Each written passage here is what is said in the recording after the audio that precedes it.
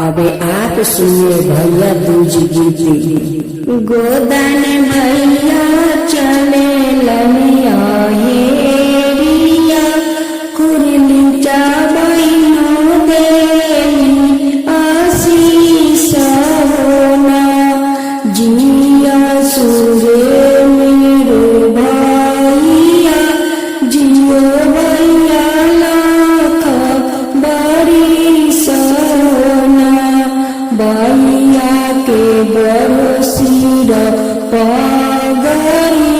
बहुजो के बरसीर सिंदूर होना गोदन भैया चले लमिया हेरिया कुरली चाबैनो देली आशीष होना जिया सुरे मेरो भैया जियो भैया लाख बारिश होना भैया के बरसीर पगरी बहुजो के बरसीर सिंदूर होना। अब सुने दूसरा भैया दूज गीत। चकवा भैया के हो दूबी चरा हाटे बाटे दौड़ल जास चकवा भैया के हो दूबी चरा हाटे बाटे दौड़ल जास पान खाई त मुख बीर चल नारियर फोरी फोरी खास पान खाई त मुख बीर चल नारियर फोरी फोरी खास चकवा भैया के डूबी चर हाटे बाटे दौड़ल जास चकवा भैया के हो डूबी चर हाटे बाटे दौड़ल जास पान खाई त मुख बीर चल नारियर फोरी फोरी खास नारियर फोरी फोरी खास। अब सुने तीसरा भैया दूज गीत। नीला गुंजुला साखी या साले हरा नीला गुंजुला साखी या साले हरा चल सखिया सब गोवाला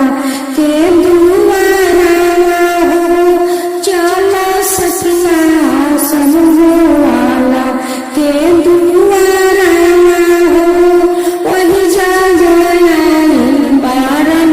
गोधन महाराजा हो वही जागरण बारन गोधन महाराजा हो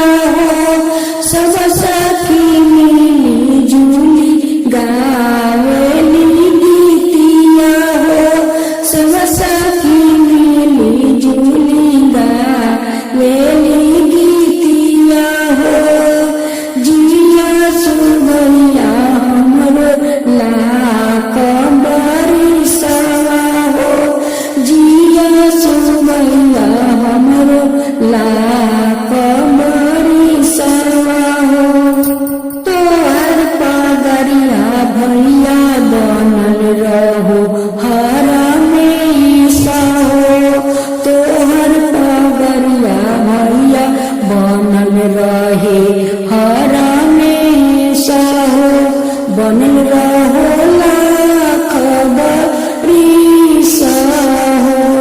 बनल रहो लाख बरिसवा हो जुग जुग जियो हमारा भैया हो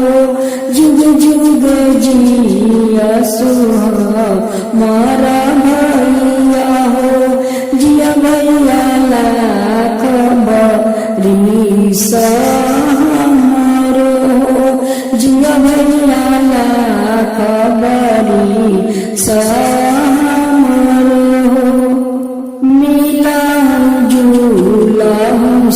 सखिया साले हरा मिलाऊं झूलाऊं सखिया साले हरा चल सखिया सब गोवाला के दुआरा हो चल सखिया सब गोवाला के दुआरा हो ओई जगह आयल बारन गोधन महाराजा हो ओई जगह आयल बारन गोधन महाराजा हो सब सखी मिली जुली गावेली गीतिया हो सब सखी मिली जुली गावेली गीतिया हो जिया भैया ला कबरी साहो जिया भैया ला कबरी साहो जिया भैया ला कबरी साहो। छठ का दिन छठ माता का लौकी लगता है क्योंकि लौकी उनकी मनपसंद भोजन है। और सभी घर घर लौकी खरीद कर जितना उसका दाम हो जितना महंग हो बाकी लौकी ले आते हैं क्योंकि छठी माँ का वो मनपसंद भोजन है। चौथ के दिन सभी ने औरतें लौकी के सब्जी बनाती है, चना के दाल बनाती है, चावल बनाती है, आलू गोभी का सब्जी बनाती है। वो सब निरामिष उस दिन आगे के कोई वस्तु उसमें डाला नहीं जाता है। उस दिन सब नियम पालन लोग करते हैं। सब नए नए सामान लगता है उनकी भोजन में।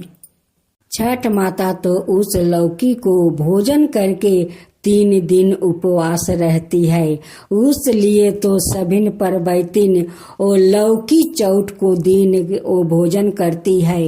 उसी लौकी के कारण तो 3 दिन उपवास सभी ने बरैतिन रहती है। चौथ के दिन वाली में गैया के गोबरा से अंगना घरवा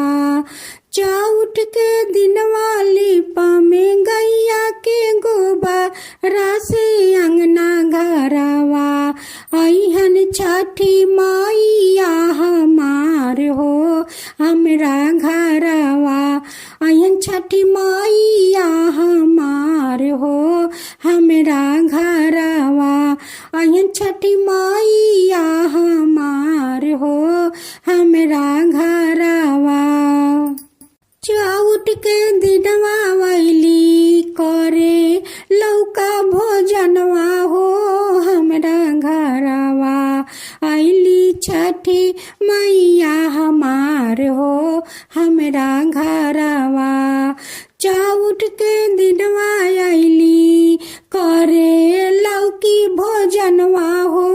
हमरा घरवा चौथ के दिनवा आइली करे लौकी भोजनवा हो हमरा घरवा छठी मैया आइली हमरा घरवा हो हमरा घरवा करे लौकी भोजनवा हो हमरा घरवा करे लौकी भोजनवा हो हमरा घरवा। लौका बनाए में हम चना के दलवा हो बनाए में चौरा छठी मैया आइहन हमरा घरवा हो बनाए में भोजना छठी मैया आइहन हमरा घरवा हो बनाए में भोजना। चौथ के दिनवा आइली करे लौकी भोजनिया हो हमरा घरवा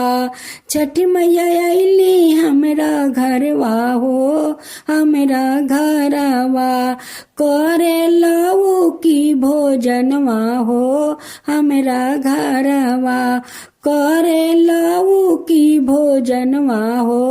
हमरा घरवा। अब सुने छठी मैया का गीत। छठी मैया बोली जीरावा जीरावा उपजे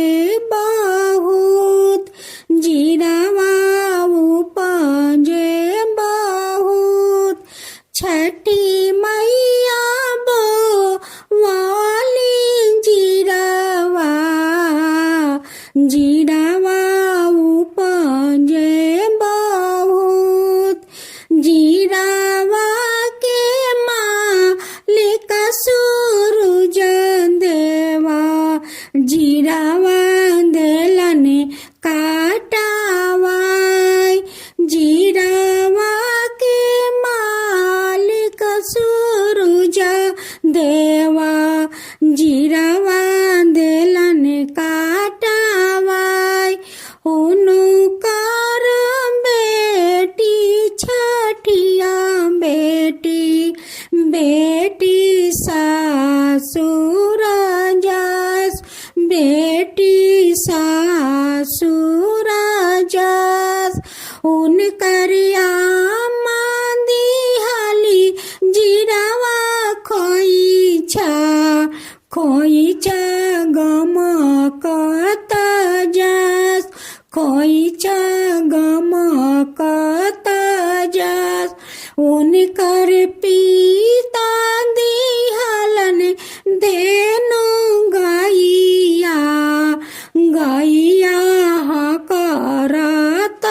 जस गैया डकरत जस उनकर बाबूजी दिहली लाली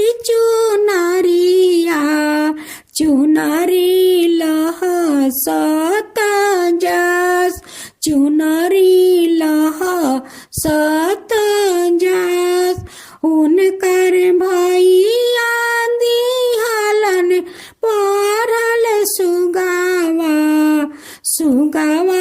परहित जस सुगावा परहित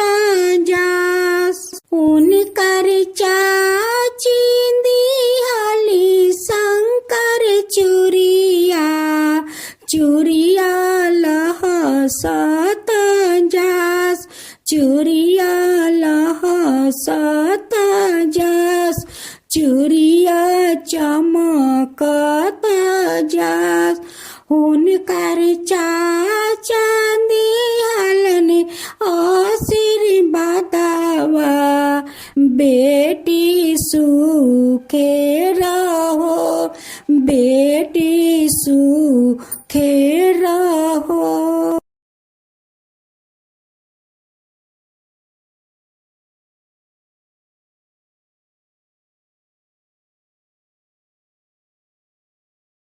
छठी मैया गारेली जीरावा उपजे बहुत जीरावा उपजे बहुत जीरावा के मालिक सूरज देवा जीरावा देलन काटावाय जीरावा देलन काटावाय उनकर बेटी छठिया बेटी बेटी सासुर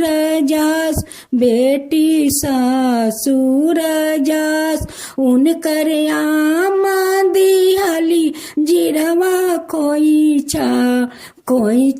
गमकत जस खोइछा गमकत जस उनकर पिता दिहलन देनु गैया हकरत जस गैया डकरत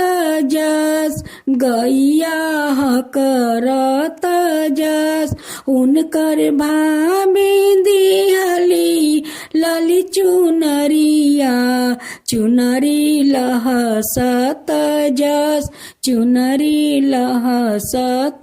जस उनकर भैया दिहलन परल सुगवा परहित जस सुगवा परहित जस। आज आप सुनेंगे गोधन महाराज के गीत। गोधन बाबा अइलन दुआरवा हो सखी कार्तिक महीनावा गोधन बाबा कार्तिक महीनावा साँझ पहर गोधन के सुतैबा साँझ पहर गोधन के सुतैबा होते सबेरे कुटैबा हो सखी कार्तिक महीनावा गोबर के रची रची पुतला बनैबा गोबर के रची रची पुतला बनैबा साँझ पहर गोधन के सुतैबा होते सबेरे कुटैबा हो सखी कार्तिक महीनावा गोधन बाबा अइलन दुआरावा हो सखी कार्तिक महीनावा जमेरैया जी के चानी हमें कूटबे हो सखी कार्तिक महीनावा जमेरैया जी के चानी हम कूटबे हो सखी कार्तिक महीनावा गोधन बाबा अइलन दुआरावा हो सखी कार्तिक महीनावा पाना सुपारी गोधन के चढ़ाइब पाना सुपारी गोधन के चढ़ाइब चाना बतासा के भोग लगाइब हो सखी कार्तिक महीनावा चाना बतासा के भोग लगाइब हो सखी कार्तिक महीनावा फुलवा से गोधन के हमहू सजाइब काजर लगाए में सिंदूर लगाइबी काजर लगाइबे सिंदूर लगाइबे गोधन महाराज के सजाइब हो सखी कार्तिक महीनावा गोधन बाबा अइलन दुआरावा हो सखी कार्तिक महीनावा रेंगनी के कांटा से परिवार के सरापब रेंगनी के कांटा से परिवार के सरापब ओही जिभिया में कांटा चुभाइब हो सखी कार्तिक महीनावा ओही जिभिया में कांटा चुभाइब हो सखी कार्तिक महीनावा सेमल के रुई से ससरी जोराइब सेमल के रुई से ससरी जोराइब जही मुहावा से परिवार के सरपनी जही मुहावा से परिवार के सरपनी ओही मुहावा से जियाइब हो सखी कार्तिक महीनावा ओही मुहावा से जियाइब हो सखी कार्तिक महीनावा जमेरैया जी के चानी हम कूटब हो सखी कार्तिक महीनावा जमेरैया जी के चानी हम कूटब हो सखी कार्तिक महीनावा गोधन बाबा अइलन दुआरावा हो सखी कार्तिक महीनावा गोधन बाबा अइलन दुआरावा हो सखी कार्तिक महीनावा गोबर के रची रची पुतला बनाइब गोबर के रची रची पुतला बनाइब सांझ पहर गोधन के सुताइब होते सबेरे कुटाइब हो सखी कार्तिक महीनावा जमेरैया जी के चानी हम कूटब हो सखी कार्तिक महीनावा जमेरैया जी के चानी हम कूटब हो सखी कार्तिक महीनावा गोधन बाबा अइलन दुआरावा हो सखी कार्तिक महीनावा।